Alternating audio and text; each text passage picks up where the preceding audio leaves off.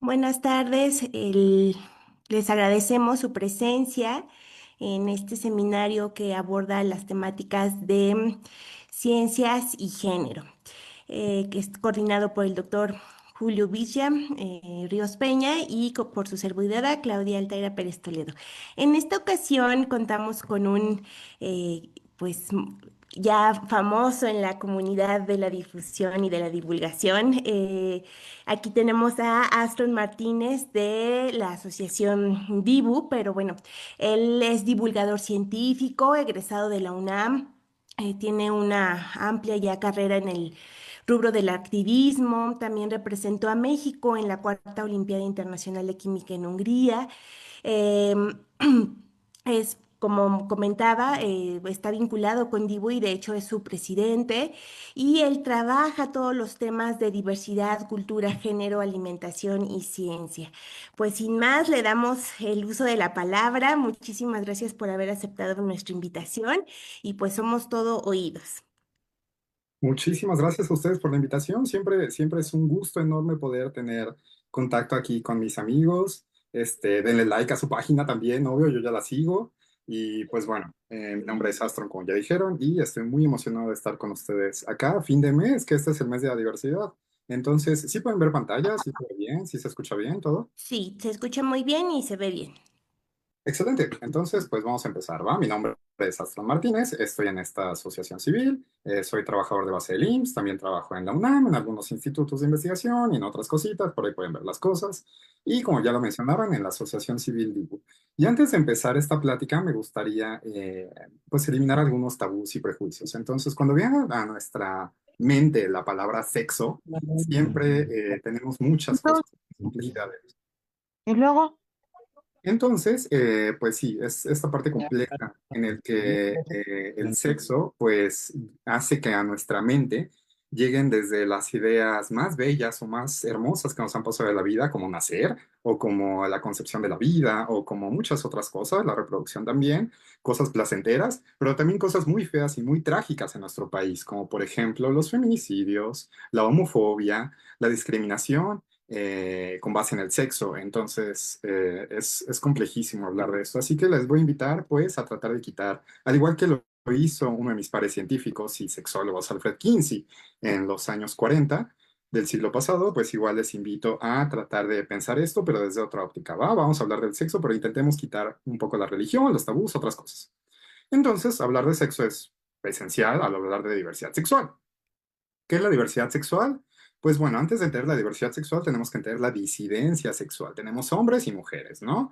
Y eso es lo que desde pequeños nos han metido, nos han inculcado, este binarismo terrible que existe todavía, en el que creemos que solo hay de dos sopas en el mundo y solo existen dos cosas, hombre-mujer. Lo cual en la biología, pues esto no es cierto, y en las ciencias naturales tampoco es cierto. Sabemos que existen machos, hembras humanas, machos humanos, pero también existe otra cantidad enorme de personas intersexuales.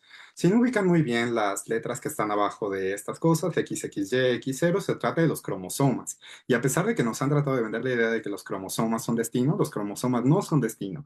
Los cromosomas son apenas una pequeña fracción del sexo, pero incluso desde esta pequeña fracción del sexo, podemos ver que el sexo no es binario. Hay más de machos y hembras en el mundo. Entonces tenemos abajito la parte de los machos, como podemos ver acá, y hembras, pero afuera tenemos una gran cantidad de personas intersexuales. Tenemos hasta 49 variantes intersexuales reconocidas por las ciencias naturales y exactas. Así que cuando les quieran decir que la biología dice, solo hay hombres y mujeres, díganles no. En la biología contemporánea y las ciencias naturales y exactas modernas dicen que la ciencia dice que no solo hay machos y hembras, hay una gran cantidad de estados intersexuales en medio.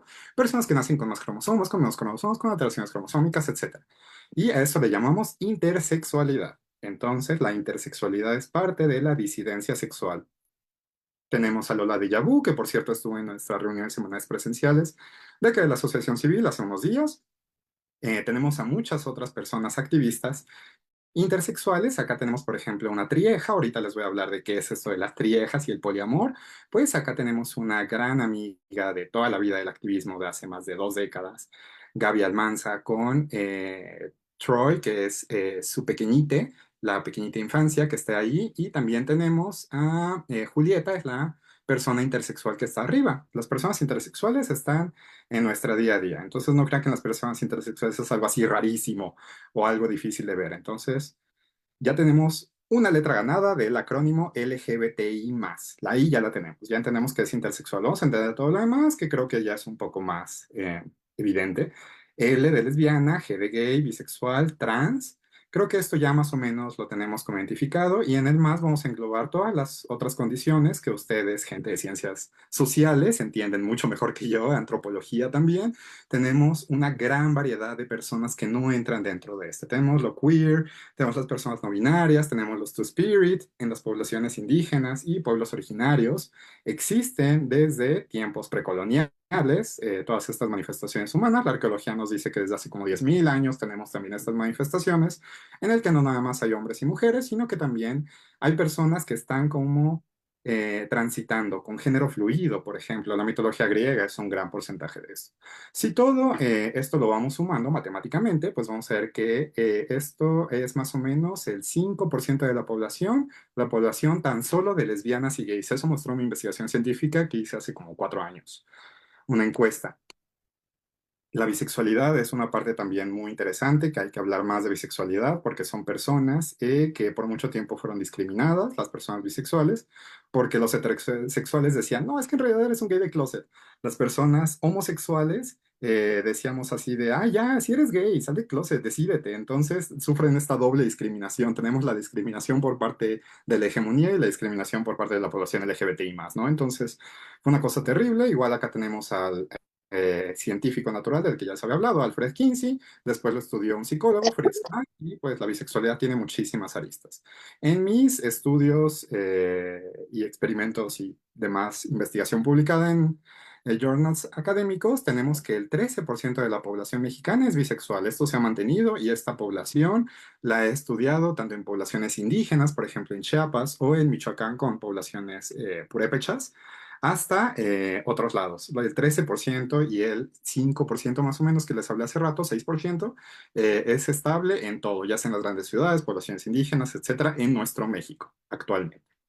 Les recomiendo mucho estas películas, hablan sobre ciencia y bisexualidad. Pues bueno, la disidencia sexual entonces trata de escapar de esta hegemonía o esta heteronorma que tenemos todos de la casita feliz. Siempre, ahora que doy clases en la UNAM, por ejemplo, les hago esta prueba a mi alumnado. Les digo, así de, bueno, cuando conseguimos una familia, cuando conseguimos una persona científica, cuando conseguimos tal, ¿qué es lo que viene a su mente? Háganme un dibujo. Y siempre vamos a tener pues esta casita, ¿no? Típica casita gringada que termina en piquito, cuando nuestras casas acá en México no terminan en piquito, o díganme quién, chance y alguien acá en México sí tiene estas casitas, pero pues esto no tiene razón de ser, porque pues bueno, acá en México no cae nieve más que en Chihuahua y en más partes del estado de México, entonces pues no, no debería con mucho sentido a que tengamos acá estas casas con piquito. Pero pues bueno, así pasa, ¿no? Y también tenemos una familia nuclear, como muchas veces nos vendieron la familia hegemónica tradicional, la familia tradicional, los valores tradicionales, en el que tenemos mamá, papá, hijo e hija, siempre un niño y una niña, por este binarismo que les digo, un perrito y un gatito. Siempre tenemos esta parte, ¿no? Es como muy arquetípico. Y pues bueno, tenemos que dejar de ver a las familias de estas formas porque en México existen muchos tipos de familias. Tenemos familias de una sola persona, familias unipersonales. ¿Cuántos de nosotros no conocemos también personas con papás solteros, madres autónomas también, etcétera? Entonces hay una gran variedad. Hijos e hijas e hijes que fueron criados por sus abuelos, tíos, familias reconstituidas, todo cabe en esto, ¿no? Y pues entonces tenemos que dejar de ver estas familias como lo único válido que existe en el mundo. Acá tenemos algunos ejemplos, las unidades homomaternales, homoparentales, el poliamor, etcétera. Hace igual ya varios añitos antes del COVID, de hecho estas fotos son pre-COVID, pues igual estuvimos con la red de madres lesbianas que tuvo una visibilidad muy grande actualmente en la marcha, las lesbianas y las madres lesbianas, pues que se hacen visibles en nuestro país. Y como somos divulgadores de la ciencia, llevamos estos talleres, por ejemplo, este cuentacuentos precioso que se llama Y con tango son tres, que habla sobre un caso real de familias homoparentales en pingüinos. Como somos de ciencias exactas, nos gustan las cosas que pasan en la naturaleza, basadas en hechos reales. Esto pasó en la vida real, en un zoológico. Está súper documentado que las parejas homoparentales de pingüinos existen en la naturaleza y también en cautiverio. De nuevo, la familia que se ha platicado hace rato. Hablando de derechos sexuales y reproductivos, pues también si creen que estos temas no les interpelan, si creen que la diversidad sexual es algo muy alejado de ustedes y que no tienen por qué estar viendo este video, pues les voy a decir que al menos 4% de la población que tengamos datos, porque hay mucha población de la que no tenemos datos, ha tenido o tendrá en algún punto de su vida alguna infección de transmisión sexual. O también ha recurrido a interrupción voluntaria del embarazo, aborto. Entonces, eso también entra en los derechos sexuales y reproductivos. Si sumamos todos estos porcentajes, vamos a ver que en realidad esta minoría social, este grupo tan pequeño que nos hacen creer o ver, pues no es tan pequeño, es más o menos el 33% de la población. Es un tercio de toda la población, un tercio de toda la población interpela de forma directa y inapelable estos temas de diversidad sexual. Así que creo que es una gran responsabilidad, un gran acierto hablar de diversidad una vez al año en junio y como nosotros lo hacemos todo el año, porque es muy importante hablar de estos temas. De hecho, si la LGBTiza, este dato ya tiene muchos años, porque estas pláticas me las han pedido desde hace ya, ya algunos lustros y algunas décadas, pues estos datos ya también tienen algunos añitos, pero de todas maneras siguen siendo válidos y sigue existiendo a la fecha esto. Si todos la LGBTiza del mundo, todas las personas de la disidencia sexual nos juntáramos, representaríamos una economía que sería la cuarta economía más poderosa del mundo, después de Estados Unidos, China y Japón. Entonces, LGBTlandia sería más grande económicamente hablando y más significativa económicamente hablando, más grande que Alemania, India, Reino Unido, Francia. O sea, somos un buen de gente. Y después de ver este fin de semana en la marcha que por ahí estuvimos también, tantas marcas comerciales y tanto pinkwashing y tanto comercio rosa y tanto dinero rosa y tanta derrama económica rosa, pues creo que vamos más para arriba.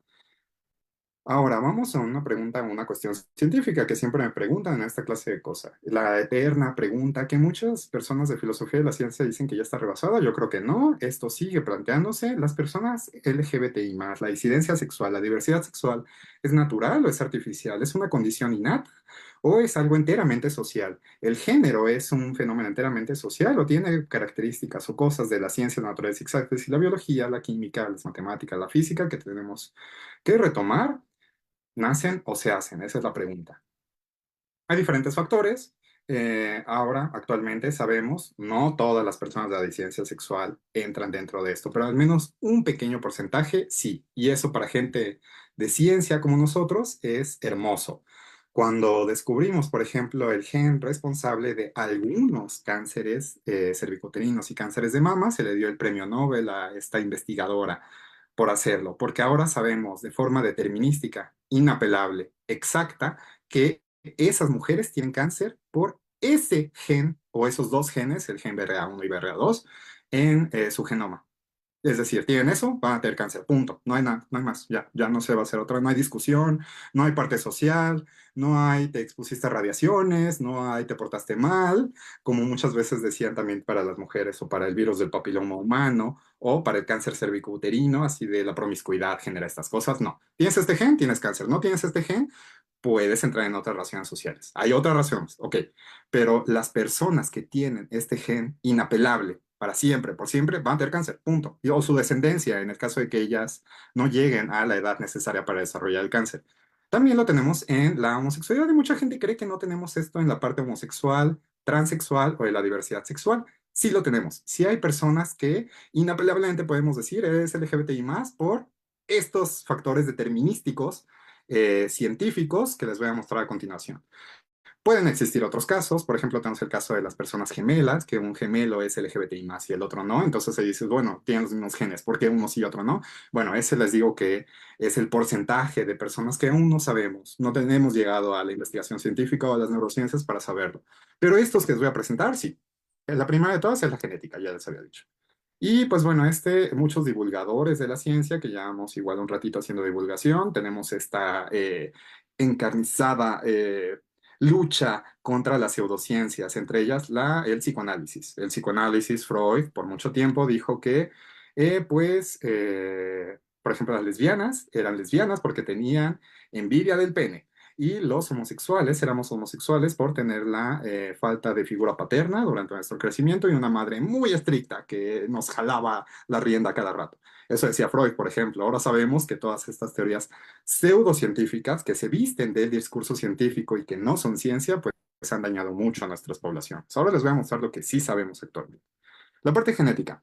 Pues en los años 90 surgió esta publicación científica, 92, 94, después una réplica en 97, sobre una parte de los cromosomas. Este es el cromosoma X, el cromosoma X lo heredamos de nuestra mamá, y en esta bandita de abajo, que son regiones, estas bandas simplemente son regiones del cromosoma, hay una parte que se llama 28. Tenemos la parte petit, la parte P de arriba del cromosoma, y la parte Q, que es la parte grande del cromosoma. La parte grande del cromosoma en esa bandita 28, ahí se postuló que existía una parte para la homosexualidad. Ese es el famoso gen XQ28. Quien tenga esta variación del gen XQ28 va a ser homosexual, hombre, homosexual en la vida adulta. Esto se demostró igual en los años 90, hubo cosas, lo hizo justamente Dean Hammer y lo trató de refutar Rice, pero pues bueno, actualmente las publicaciones científicas existen, permanece y a pesar de que llevamos más de 30 años con esta investigación genética, todavía sigue. Es cierto que existe este gen, el gen gay, si lo quieren llamar. No todo tiene que ver con el gen gay, obviamente. Y como les dije, en esta parte muy patriarcal de la ciencia, eso explica hombres homosexuales y, si me permiten, hombres homosexuales blancos de una población italiana, que es la población que estudió Hammer en los años 90. O sea, es una parte, es una región pequeña del mundo. Pero bueno, para nosotros, gente de ciencias naturales exactas, queremos respuestas, aunque sean chiquitas, pero inapelables. Ya tenemos una, que es chiquita, pero inapelable. Funciona, existe. Igual y nada más representa una pequeña fracción del universo, pero ya entendemos esa fracción del universo. Y qué bueno. Ahora vamos a la parte evolutiva. Para eso regreso al cuento de los pingüinos. Esta es una actividad que hicimos, ya no me acuerdo, creo que fue 2020, hace 5 años, 2020, en Tepoztlán, Morelos, y ahí hicimos un cuentacuentos justo de estos pingüinos. Ahí nos ven a los de la Asociación Civil Dibu con los cuentacuentos, a nuestro guapísimo psicólogo Johnny, que está vestido de príncipe, hablando del cuento de príncipe y caballero, y con el mapache Raccoon, que es nuestra mascota de la asociación, está haciendo este cuentacuentos de pingüinos. Los pingüinos son un modelo perfecto para hablar de esta parte evolutiva. La homosexualidad, bisexualidad, transexualidad y todas estas variaciones y diversidad sexual que tenemos en la naturaleza tienen una función evolutiva, cuando por mucho tiempo se nos ha dicho que el fin último de la sexualidad es la reproducción. Pues claro que tienen este fin evolutivo. Si quieren leer más al respecto, tenemos publicaciones científicas que pueden leer, y más importante aún, tenemos artículos de divulgación de la ciencia. Si no son gente muy alfabetizada en términos científicos, si no quieren estas palabrejas, si no quieren estas ecuaciones, si no quieren toda esta parte muy compleja de las ciencias exactas y duras, pues tenemos este producto de divulgación que pueden leer, y nos habla de quién postuló este modelo, que por cierto es como súper misógino y súper homófobo, pero incluso así él no pudo, a pesar de que es él ser homófobo y él ser misógino, Richard Dawkins, el Darwin moderno, Richard Dawkins no pudo apelar a los descubrimientos que hizo, que fue justamente que hay motivos o hay motores que están dentro de la evolución para permitir la LGBTiza. Y ese es uno de tantos. Les puedo explicar más en el tiempo que resta, pero justamente en poblaciones pequeñas como la de pingüinos, por ejemplo, tiene mucho sentido que familias homoparentales o familias lesbomaternales adopten a estos pingüinos huérfanos para que de esta forma su población no se vea mermada. Básicamente eso es lo que dice Richard Dawkins con unos modelos matemáticos un poquito complejos. ¿Hay explicaciones anatómicas para la diversidad sexual? Claro que sí. Acá vemos dos núcleos dimórficos. El núcleo dimórfico en el área preóptica del hipotálamo. Muchas palabrejas, yo sé, pero pues bueno, es una partecita del cerebro, ¿ok? Entonces agarramos el cerebro, lo cortamos en pedacitos, hacemos laminillas, lo vemos en microscopio, hacemos tinciones histológicas muy específicas y podemos ver que hay regiones en el cerebro que son exclusivas de hombres heterosexuales, y esas de hombres heterosexuales se parecen mucho a las de las mujeres lesbianas. Entonces, ahí ya tenemos una parte del cerebro que nos dice, esta parte debería de ser de un macho o de una hembra humana, pero se está pareciendo más a esta parte. Por eso se postula que acá en estas en nuestros núcleos dimórficos sexuales se encuentra algo muy relacionado a la orientación sexual. Exactamente tenemos lo mismo con las personas trans en otra región del cerebro. Entonces sí, podemos cortar células. Esto no se puede hacer en estudios. Actualmente que agarres a una persona, metas un resonador magnético nuclear y veas estas imágenes. No, esto lamentablemente pues tenemos que rebanar el cerebro. Todavía tenemos que hacer una técnica invasiva. Así que post-mortem podemos definir si con este modelo alguien es trans, homosexual, lesbiana o así, con cierto porcentaje de error. Y eso también, ¿no? A la gente de ciencias naturales exactas nos encanta muchísimo, porque ya tenemos una forma de medir, cuantificar, etcétera, cosas que son de ciencias naturales exactas. Y factores ambientales. Para los modelos, estos sí hay algunas sustancias a las que podemos exponer al producto, en este caso, dentro del vientre materno, y podemos feminizar a los fetos. De nuevo, esto en la ciencia patriarcal solo se ha modelado para hombres homosexuales, pero igual lo podemos hacer en modelos murinos, en modelos de ratones. Y cuando los exponemos a ciertas sustancias, vamos a tener una mayor población de ratones con conductas homosexuales o ratonas lesbianas con patrón de monta. Así que sí, podemos agarrar una ratona embarazada después o a un humano y exponerla a estas sustancias y homosexualizarlos. Obviamente no es, como les digo, así, da 100 de 100, pero sí se aumenta el porcentaje. Entonces eso también ya nos habla de que hay un factor ineludible de las ciencias naturales exactas que no podemos ignorar en esta parte. Y eso abre el debate para la contaminación, por ejemplo, para los productos que tienen hormonas, para los microplásticos actualmente y tantas otras cosas que aún ignoramos o seguimos estudiando. Acá es un producto de divulgación científica. Lo hice igual hace muchos años. La última vez que lo actualicé fue 2017. Ya tengo unos 10 años, entonces sí, ya lo tengo que actualizar. Pero pues bueno, igual habla sobre lo que tenemos en esta parte. Y incluso pueden hacer un experimento en casa. Habla sobre el dedo índice y el anular. La relación que tenemos entre el dedo índice y anular nos habla de exposición prenatal a hormonas, en especial testosterona. Y pues ese es otro parámetro científico. Como pueden ver acá, mis deditos, índice y anular, miden más o menos lo mismo. Entonces eso es lo que estas publicaciones científicas hacen. Hay un mundo entero de esto que podríamos hablar horas y horas y horas. Pero para mí, como persona divulgadora de la ciencia, lo más importante que ahora creo que deberíamos hablar es justamente ahora qué hacemos con esta información, cómo nos apela a las personas de día a día, sobre todo el público de a pie, las personas que no son científicas o no tienen interés por la ciencia, cómo todos estos temas científicos pues entran dentro de nosotros, pues para eso se necesitan divulgadores científicos. Entonces ahora voy a actuar como divulgador y les voy a hablar sobre algunos modelos que tenemos en la divulgación de la ciencia. Acá tenemos a Alejandro Magno, un personaje precioso, LGBT, obviamente. Sabemos de su amorío con Hefestion, con otro hombre. Alejandro Magno fue el dueño del mundo en su tiempo. Él conquistó 2/3 del mundo conocido en su tiempo. Fue un hombre muy poderoso, este hombre que tenemos con esta idea a lo largo de la historia como súper viril, súper macho, súper conquistador, todas las personas que les encantan esas cosas de la guerra, los policías, la milicia, incluso cosas de detectives. Todo esto, pues vamos a ver a Alejandro Magno como el gran de los grandes, por eso es Alejandro Magno. Y pues era bisexual o homosexual o tenía prácticas homosexuales. ¿Cómo se definiría en ese tiempo? Pues bueno, ya cambian cosas. En las ciencias naturales y exactas solo hablaríamos de sus prácticas sexuales, que sabemos y tenemos registros que tenga prácticas sexuales homosexuales y bisexuales. Entonces, no sé si portaría o no orgulloso la bandera, pero nosotros sí nos lo apropiamos al gran Alejandro Magno. Pues bueno, dentro de la ciencia tenemos estas figuras de bronce. Las figuras de bronce es un modelo de estudiar a la historia en el que vamos a ver a una persona, la vamos a endiosar, la vamos a hacer una figura de bronce o de oro, de cualquier metal precioso, y vamos a verlo en alto, vamos a querer parecernos a él. ¿Qué es lo que las personas LGBTI más tenemos en cuanto a figuras de bronce? Tenemos a nuestro santo mártir y patrono de todos los científicos gays, Alan Turing.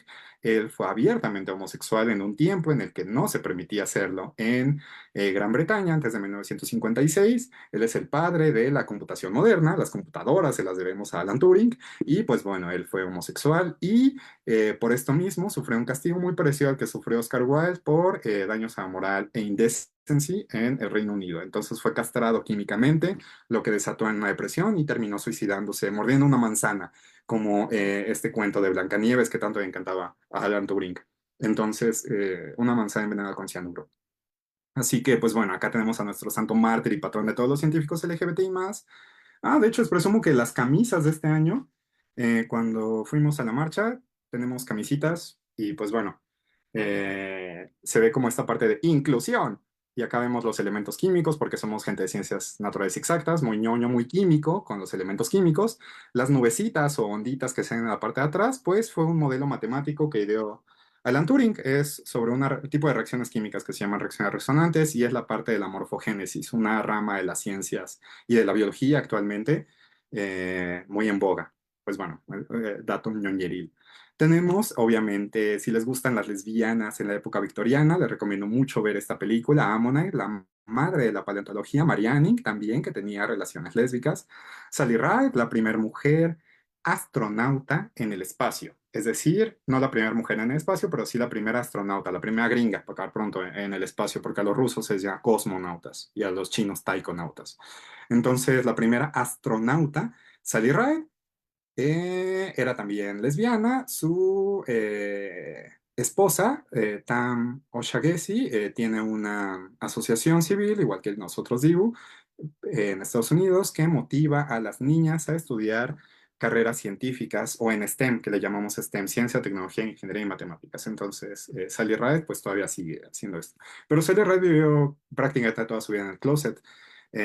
Fue casi, casi que su última voluntad antes de morir. Un día antes de morir, le dijo a Tam O'Shaughnessy así de, bueno, ahora que ya, ya me voy a morir, ya puedes decir todo sobre que fui de la NASA.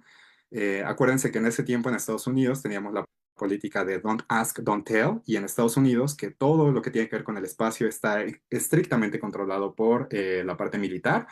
Toda la parte de astronomía y cosas, la NASA es parte del gobierno y de la milicia. Ellos tienen esta estricta política en el que ningún militar puede ser gay, así que si lo eres, pues tienes que callártelo, don't ask, don't tell. Ella estuvo bajo esta política discriminatoria, así que ella, siendo una soldada condecorada, una pilota, no nada más en el espacio, sino también acá en la Tierra, sacó una licencia para manejar estos aviones supersónicos. Es súper difícil pilotear un avión y ahora imagínense un avión supersónico que va a varias veces la velocidad del sonido. Pues ella tenía esta licencia, entonces pues como era una militar dura y pura, pues dijo, no, pues yo no voy a romper esta regla, yo no voy a hacer del closet, yo no voy a decir que soy lesbiana porque eso es una traición a mi país según los valores que me enseñaron, pero ya que muera ya pueden decirlo, ¿no? Entonces eso sí lo dejó muy bien para su esposa y actualmente su dinero y el dinero que sacaron ellas pues se destina para que más mujeres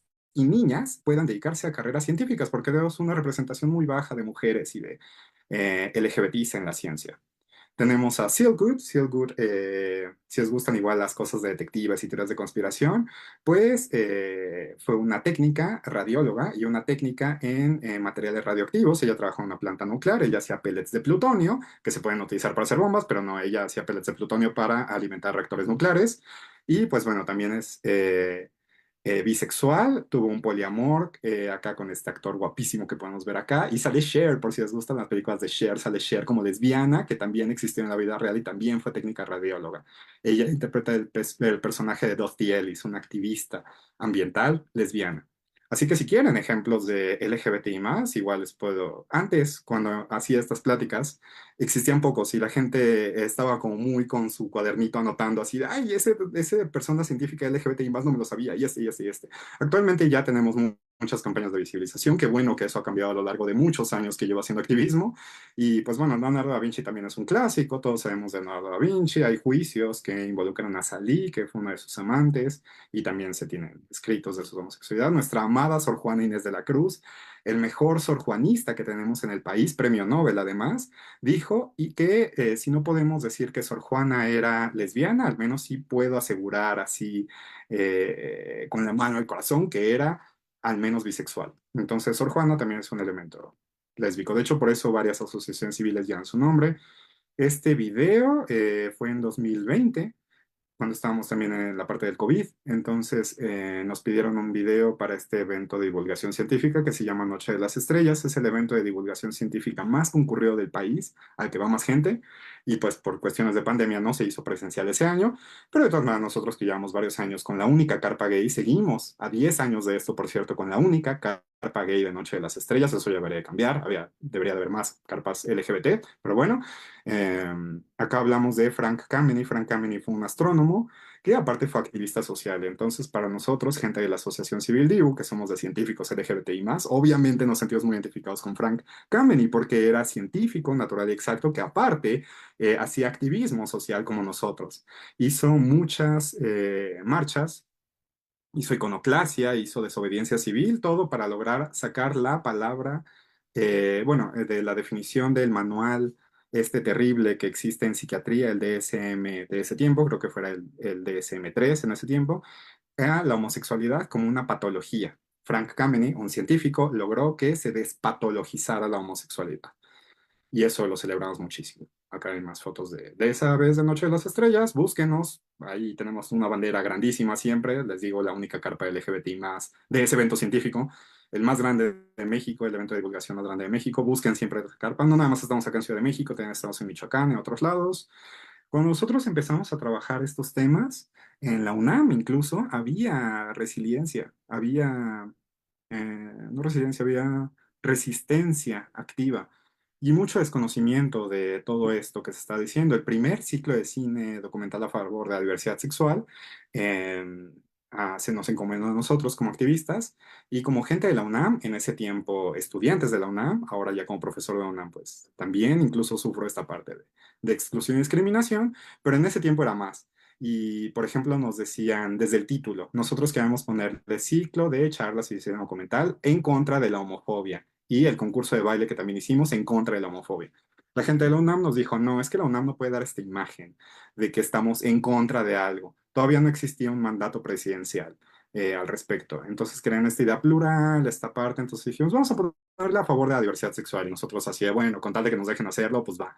Incluso recibimos cartas en ese tiempo de gente de rectoría directamente que nos decían, oigan, si está bien decir esto de gay en público, no estoy faltando de respeto a alguien, lesbiana, bisexual, y nosotros así de, bueno, es que eso es muy básico, eso lo ganamos desde los años 70 acá en México, pero bueno, había mucho desconocimiento en ese tiempo, no había redes sociales tampoco, todavía utilizamos MySpace, nos juntábamos presencialmente y eso fue hace no tantos, bueno, no, sí, ya fue hace unos años, ya fue más de una década, pero bueno, qué bueno que ya ha cambiado.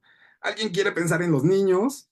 Tenemos nosotros muchos materiales de divulgación de la ciencia que hablan sobre la diversidad sexual, porque la Organización Mundial de la Salud dice que es importante empezar a hablar de estos temas desde los 4 años. Es importante hablar de diversidad sexual desde los 4 años y en poblaciones en las que se ha hecho, se ha demostrado científicamente y con números que no solo aumenta este entorno de respeto y apertura hacia otras minorías sociales, sino que evita cosas que no esperamos, por ejemplo, como el abuso sexual infantil y cosas por el estilo. Al ellos estar familiarizados con la sexualidad humana, las infancias de 4 años, pues reducimos esta parte o denuncian a mejor tiempo para evitar todas estas cosas. Tenemos muchas personas del Sistema Nacional de Investigadores que son orgullosamente LGBTI+, muchos de nuestra red de personas científicas.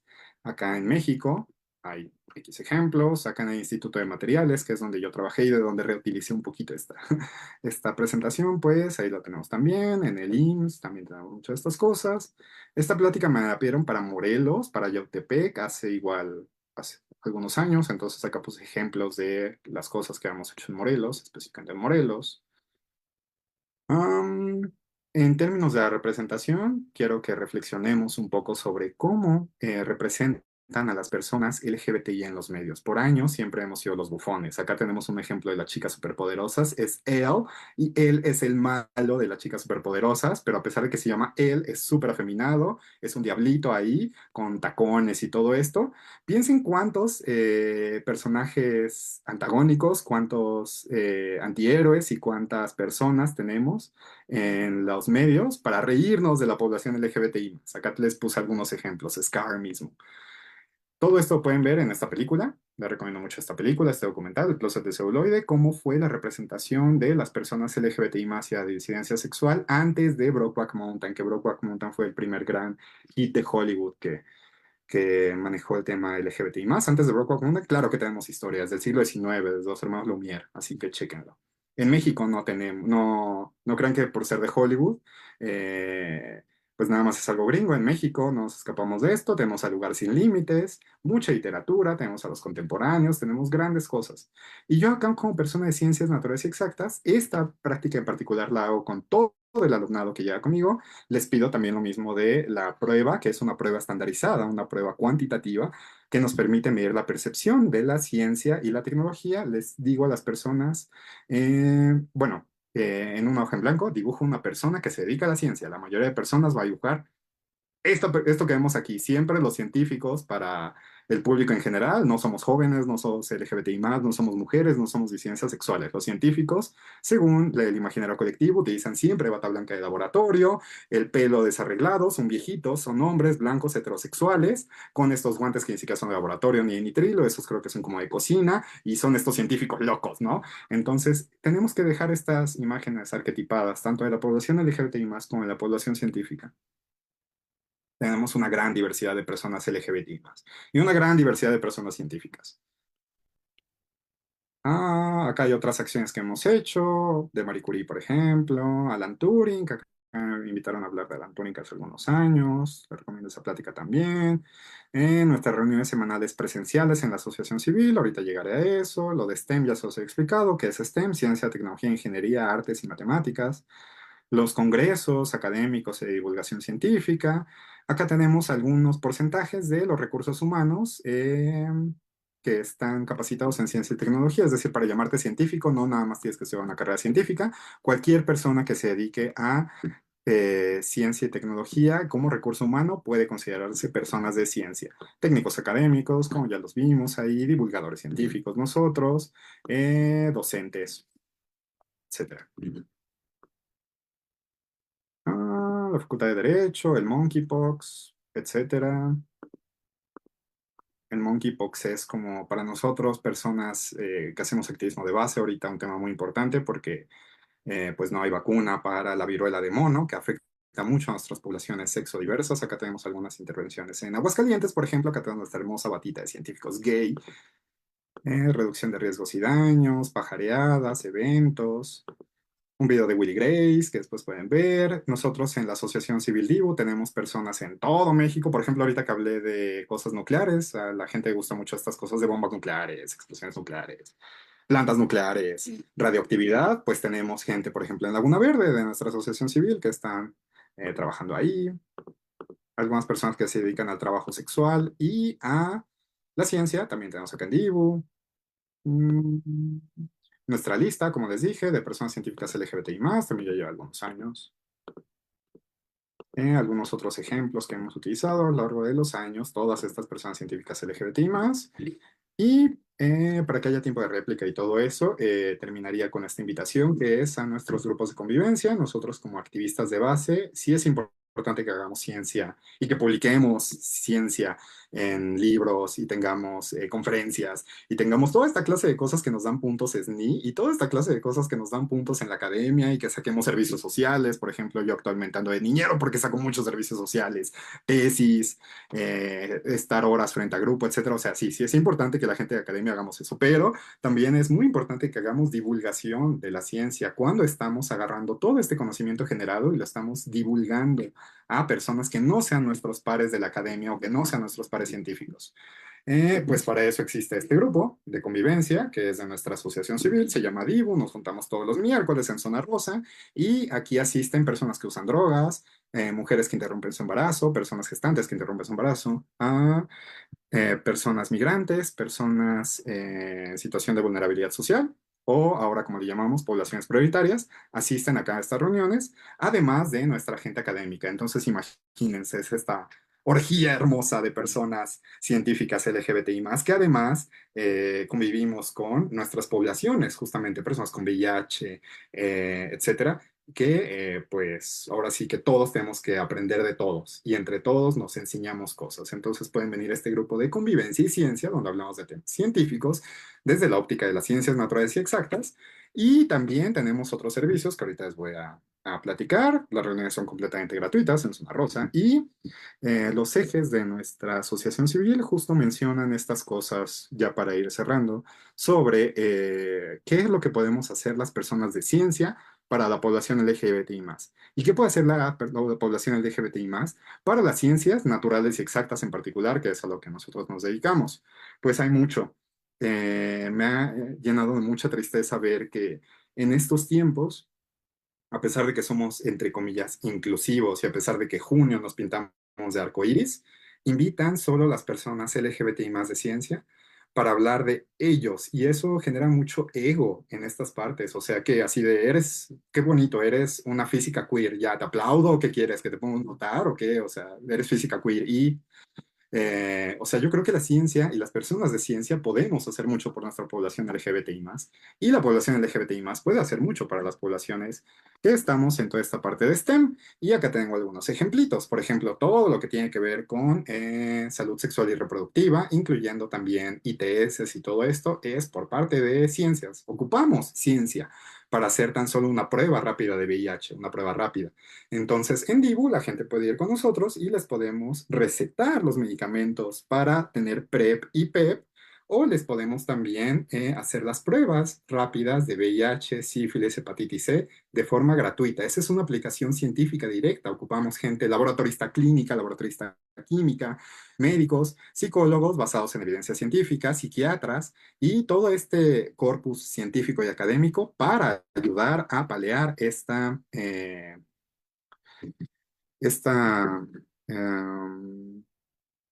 bueno, el VIH y el SIDA en México, ¿no? Acá tenemos esta parte.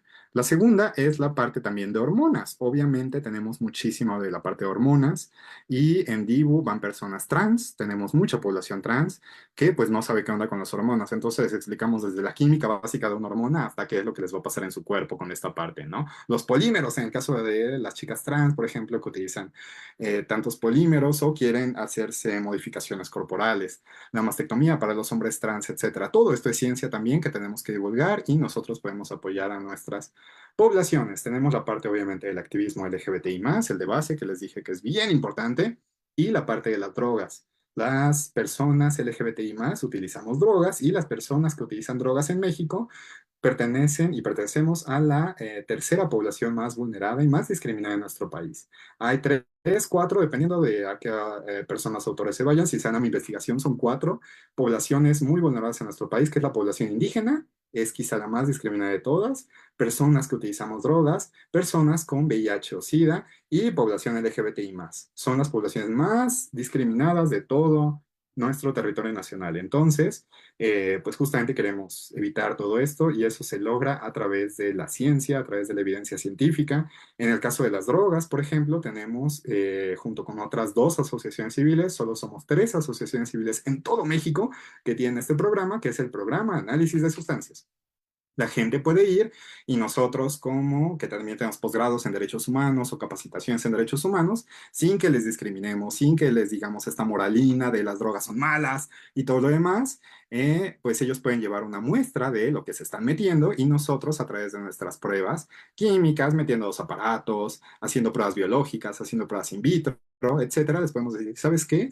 Esta cocaína que me estás trayendo sí está adulterada con esto, nada más la rebajaron con azúcar, o sea, tú sí te la puedes dar si quieres, pero pues la rebajaron con algún adulterante inerte. O tiene fentanilo, que el fentanilo también es un problemísimo enorme, entonces pues ahí es donde tenemos que tener como esta parte. Eso se le llama reducción de riesgos y daños. Entonces muy pocas asociaciones en México lo hacen, nosotros tenemos el permiso para hacerlas. Y eh, la invitación que les decía, todos los miércoles tenemos estas pláticas, más que se os platique ahorita, si tienen interés por ayudar, si tienen interés por conocer más de frente a las personas LGBTI más, si tienen más interés por hacer un voluntariado, por regalar un poco de su tiempo para estas poblaciones, nosotras poblaciones prioritarias, que pues estamos sufriendo mucho en muchos aspectos, pueden venir y pueden conocer a la familia Dibu, pueden saber qué es esta parte de bisexualidad, pueden saber qué es esta parte de ciencia,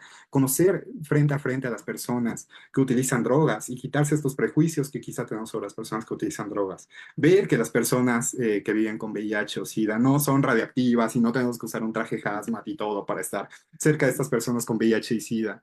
Entonces, pues también eso es muy importante. Y este miércoles vamos a hablar justo sobre masculinidades, vamos a hablar de muchas bisexualidades. Ahí están nuestras redes sociales en la parte de abajito, Colectivo Dibu, en Facebook o en X, y en Instagram como Dibu-AC, www.dibu.mx. También estamos en la web, así tal cual, lo pueden meter en su buscador favorito. Dibu Asociación Civil, ¿sale? Y nuestras reuniones son acá en Ciudad de México, pero también tenemos transmisión en línea por si quieren seguirnos. Y quiero agradecer enormemente el espacio por la invitación y a ustedes por escucharme, ya sea de forma sincrónica o asincrónica, en una repetición. Quedo abierto también para cualquier duda, pregunta, comentario, réplicas, etcétera. Muchas gracias por estar conmigo el día de hoy. Muchísimas gracias, Astron, por esta, pues ahora sí que muy, muy variada conferencia con muchísimos temas que se abordaron. Y bueno, ya tenemos aquí en el chat nuestra primera pregunta. ¿Existe alguna denominación a la discriminación que se da entre la comunidad LGBT? Sí, la discriminación interna que tenemos tiene nombres muy particulares y me gustaría denunciar esta parte también. Existen gays blancos heteronormados que son misóginos. Entonces ya tenemos desde ahí la misoginia. Tenemos personas, hombres, que pues tienen misoginia. También tenemos embrismos. Dentro de algunos feminismos hay algunos feminismos radicales en el que se maneja el embrismo y la transfobia, porque acuérdense que el feminismo no nada más es un feminismo, son muchos feminismos, y dentro de las ramas del feminismo hay feminismos radicales que dicen que, pues bueno, las personas trans no deberían ocupar espacios para mujeres de verdad o mujeres biológicas, utilizando la ciencia, por cierto, o instrumentalizando la ciencia para legitimar esta discriminación, lo cual es terrible. Y es también una parte como muy eugenésica, hay eugenesia también en esta parte. Hay capacitismo, hay gordofobia. Cualquier persona LGBTI más que me esté viendo puede decir así, incluso en las aplicaciones de ligue, pues te vas a encontrar con gordofobia o que te dicen, no quiero afeminados, no quiero la pluma, no quiero esto, quiero personas straight acting, personas que se vean heteronormadas. Entonces, claro que existe la discriminación y todo eso lo podremos englobar también dentro de la homofobia internalizada. También tenemos homofobia institucionalizada, que es la que muchas instituciones tienen y no saben que están ejerciendo homofobia o transfobia institucionalizada.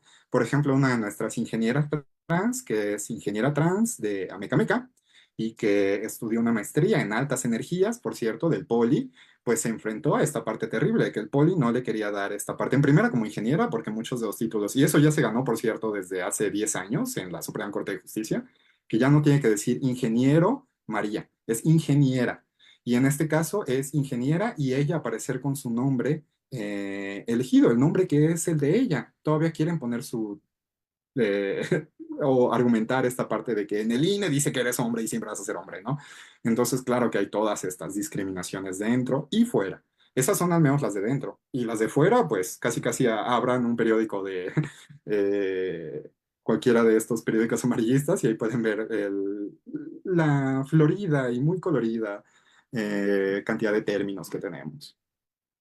Muchas gracias por la respuesta. No sé si aquí dentro del Zoom alguien quiera realizar alguna pregunta, algún comentario. Y mientras se animan, pues yo quisiera preguntarle a Astron,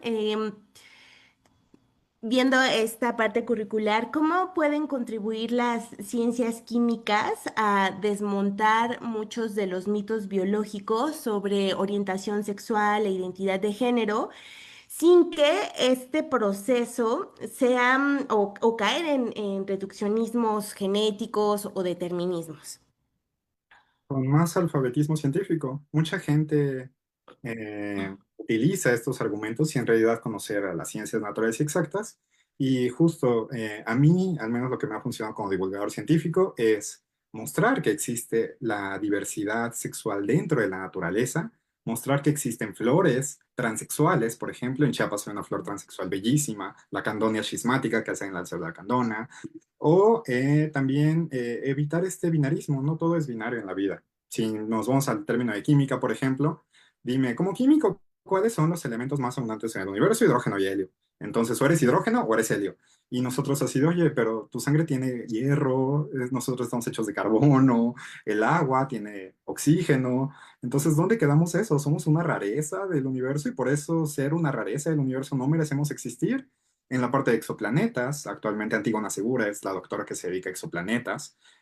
¿Cuántas partes en el universo hay que tienen vida? Y es así de, oye, pues somos una cosa bien chiquita del universo, bien insignificante, y por eso no vale la pena estudiar la vida humana, por eso no somos significantes, por eso todo el universo es no vida. Entonces, la ciencia está construida así, no es de generalidades, tenemos que estudiar todos y cabemos todos. Entonces, creo que la historia de la ciencia nos ha dado muchos ejemplos de científicos LGBTI más exitosos y no exitosos de los que podemos hablar. Muchas gracias. Otra pregunta, ¿qué sesgos has percibido en cuanto a los estudios científicos desde las ciencias naturales, por supuesto, y ciencias exactas, en cuanto a justamente la diversidad sexual y las identidades?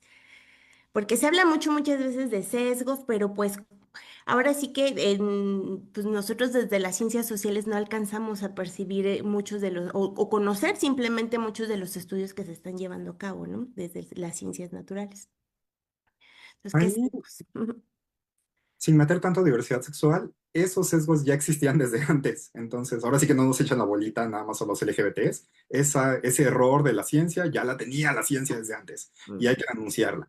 Porque la ciencia sí es patriarcal, sí es colonialista. La mayoría de estudios, tú lo sabes, en sociología, en historia, en cualquier cosa, se producen en estas partes, pero qué raro que los estudios antropológicos y todo lo demás, por ejemplo, estudian esta población en África y los historiadores y antropólogos se interesen tanto por el apartheid y estas cosas que pasan en lugares distantes, pero nada más van, hacen extractivismo académico, se llevan a los datos, incluso se llevan a las personas. Me acuerdo cuando agarraban a estas personas en las Polinesias o en Oceanía, en Darwin mismo le pasó acá con el Vigo, el padre de la biología moderna, Darwin.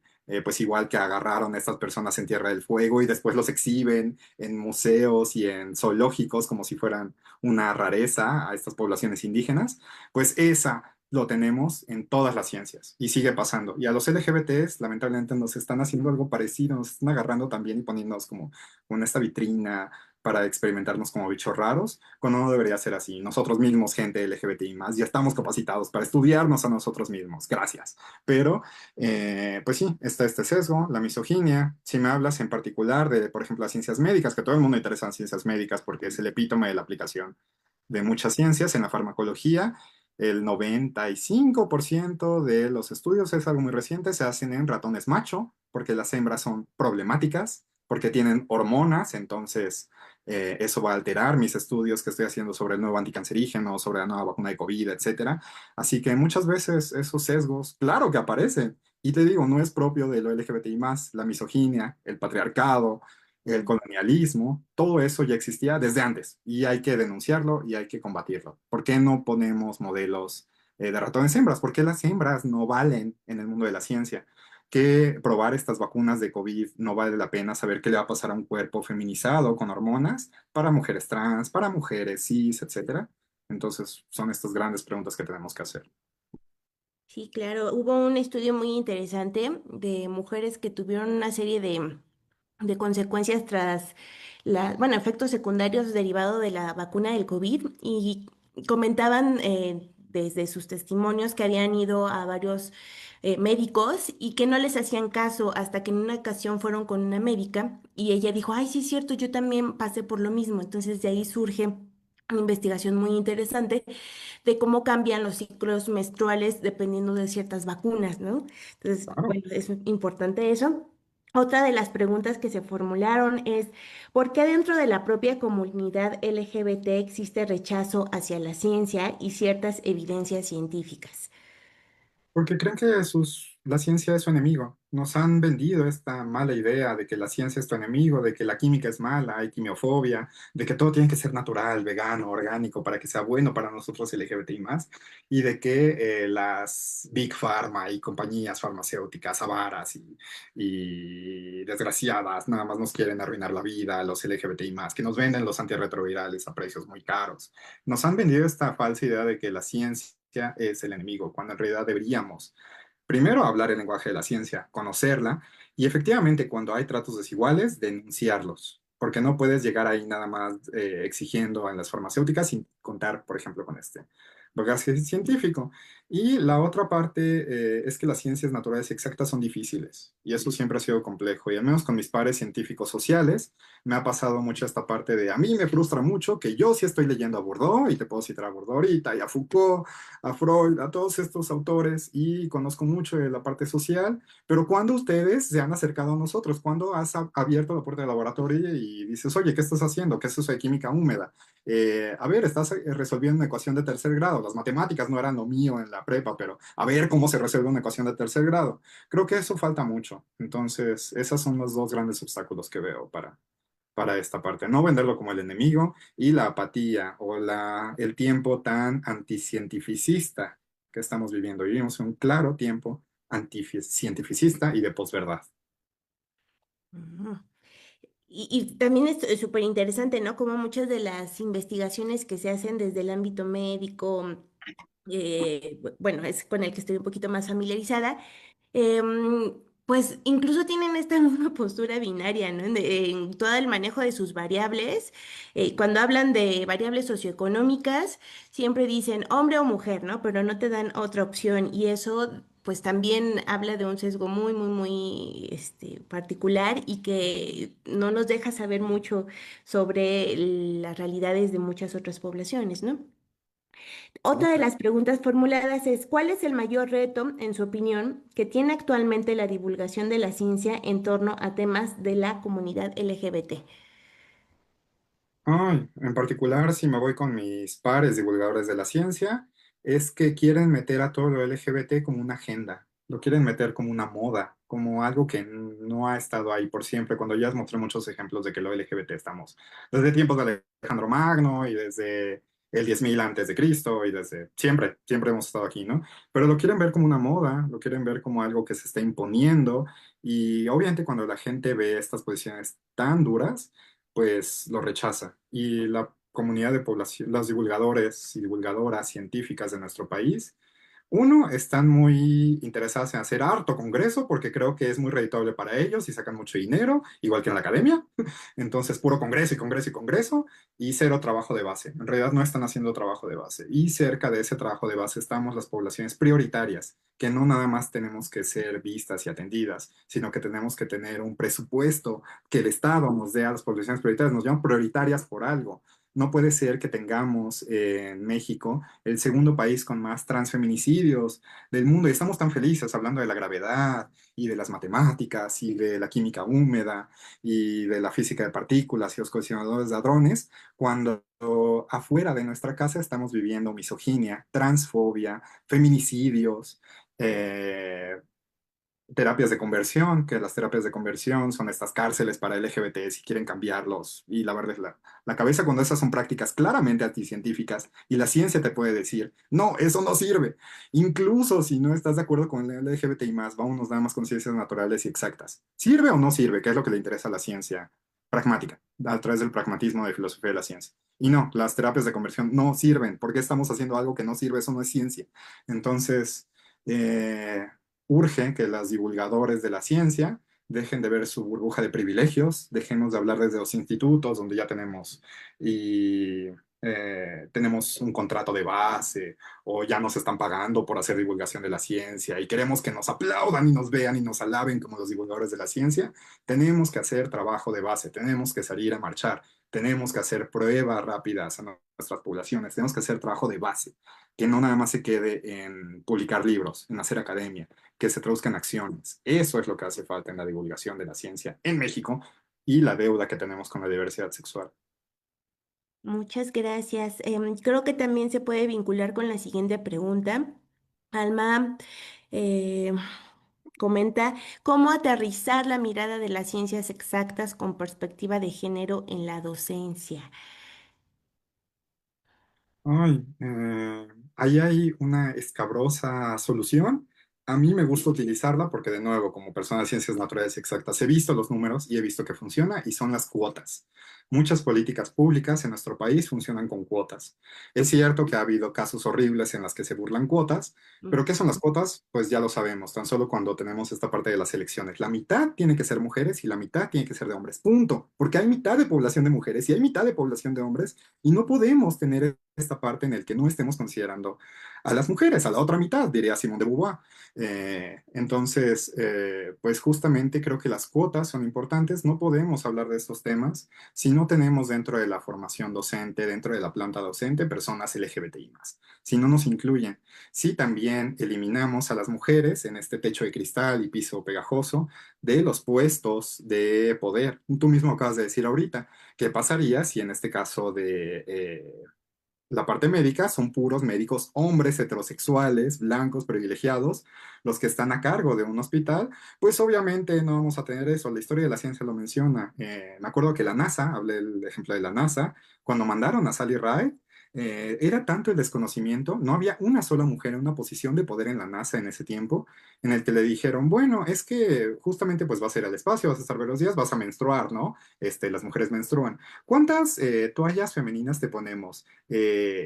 50 están bien o 60. ¿Cuántas ocupan las mujeres? Es un desconocimiento entero de la biología femenina que cualquier mujer en la NASA que hubiera estado en un puesto de poder hubiera dicho así de, oye, pues en primera hay muchas opciones para los cuerpos menstruantes y en segunda ocupas esto y esto y esto, ¿no? Entonces, eso es lo que necesitamos, mujeres en posiciones de poder, LGBTI más en posiciones de tomas de decisiones que nos permitan hacer esto, y en la educación es lo mismo.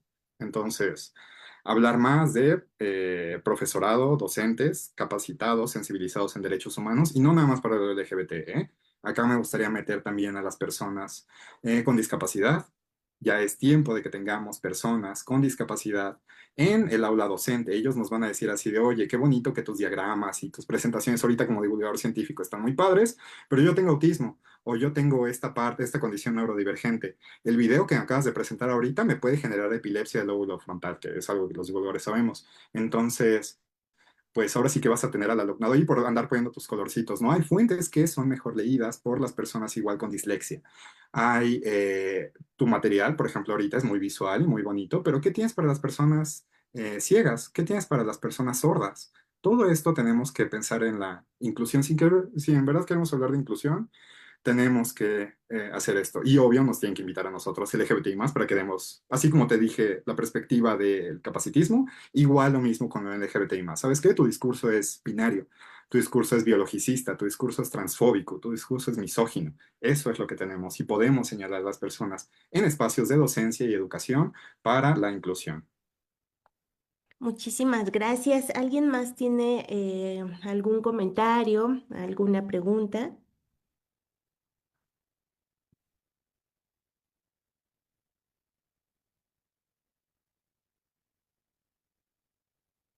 Si no es así, pues le damos las gracias a nuestro conferencista y pues esperamos contar con su participación en próximas sesiones.